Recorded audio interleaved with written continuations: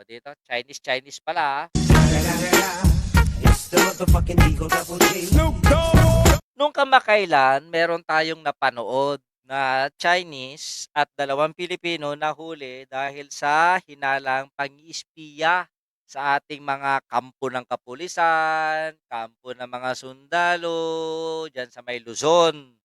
Ang sabi, meron pa ako napanood na balita na in-interview yung mga kamag-anak niya sa China na sinabi ng mga kamag-anak nila sa China, yung anak nila o kamag-anak nila na nahuling inchik ay hindi daw espiya.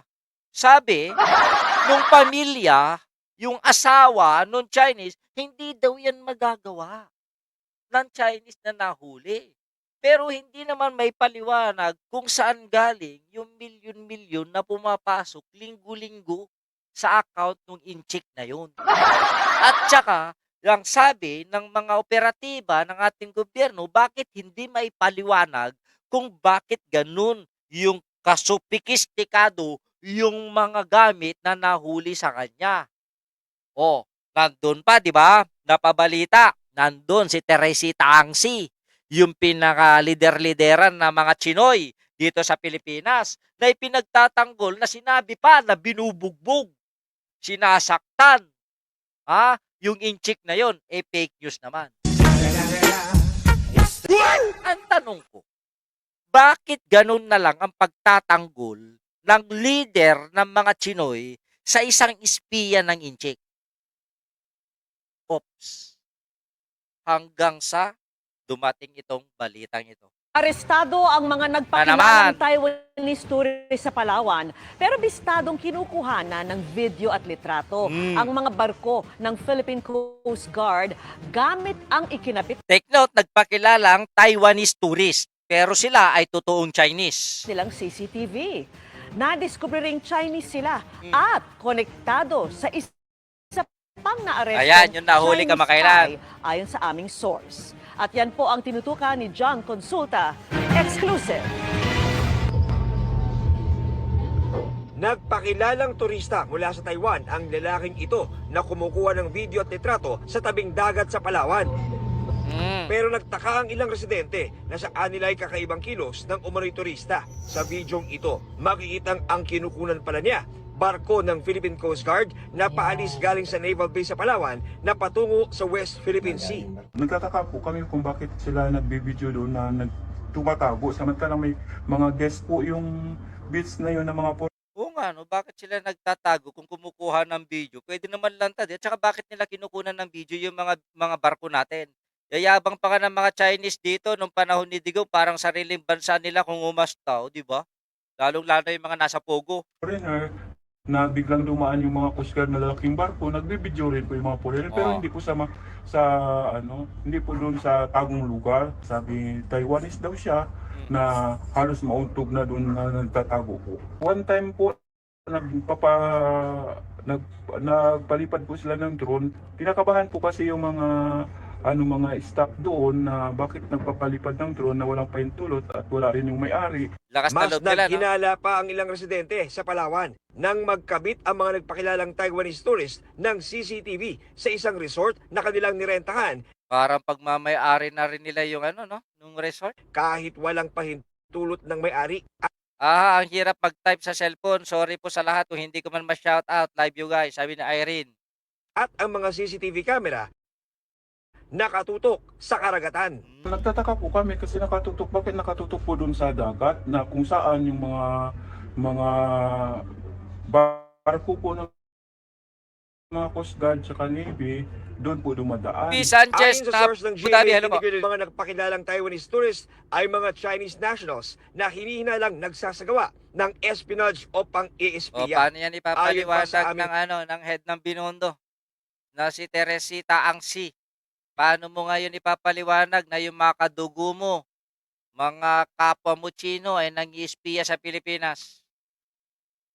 Source, konektado umano sila sa unang naarestong Chinese national na ayon sa NBI at AFP ay isang hinihinalang espiya.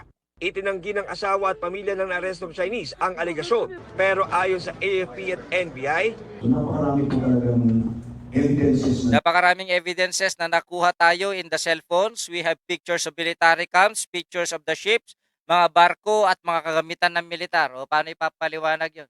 Eh sabi nung asawa na sinungaling din yung Pilipinang yan. nakukuha tayo. In the cell phones, we have pictures of the camps, military camps, pictures Dario Padilla ng Espanya, buenas noches, ay buenas of the tardes. ships, mga barko, mga kagamitan ng militar. Ilan lang yung mga nahuli natin. Marami pa ho ito. Meron pang follow-up at yan ay ilalahad namin Meron pang follow-up, yan ay ilalahad namin sa publiko. Malalaman ninyo pagdating ng Huwebes. Kinukumpleto lang natin ang ating ebidensya because nakakuha tayo ng mga aparatos. sa publiko. Eh, yung Mr. Director, nasaan na yung kaso ni Sara Duterte? Wala na? Tapos na? Malalaman yung pagdating ng Webes. Kinukumpleto lang natin ang ating ebidensya because nakakuha tayo ng mga aparatos and we cannot just examine that court order. So, we have already applied for warrant to disclose the content of those apparatus para mag-hold yun sa court hearing. Nagbigay din ng So, source ito yung sinasabi ni Teresita Angsin na ano daw, sinasaktan daw, tinutorture daw, yung nasabing Chinese na nahuli kamakailan. Linis-linis ng katawan. Ang ibig sabihin niyan, inchik na yan. Yung babaeng inchik na yan na Teresita kasi sinungaling din yan, hayop na yan. mula sa NBI ng litrato ng naarestong Oh. Chinese spy habang nakadetene doon.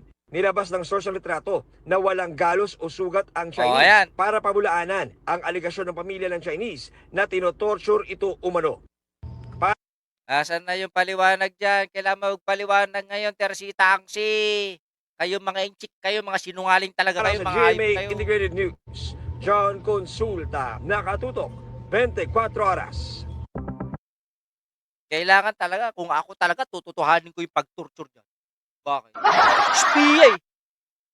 Kailangan natin malaman kung ano yung mga ibinato nilang impormasyon sa China.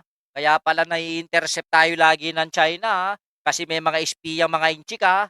Kung ako lang, ha? Firing squad mo yung mga inchik na yan. Oo, basta inchik. Firing squad mo. Tingnan ko lang, unahin mo si Teresita ang sinungaling. Ayop na matandang yan.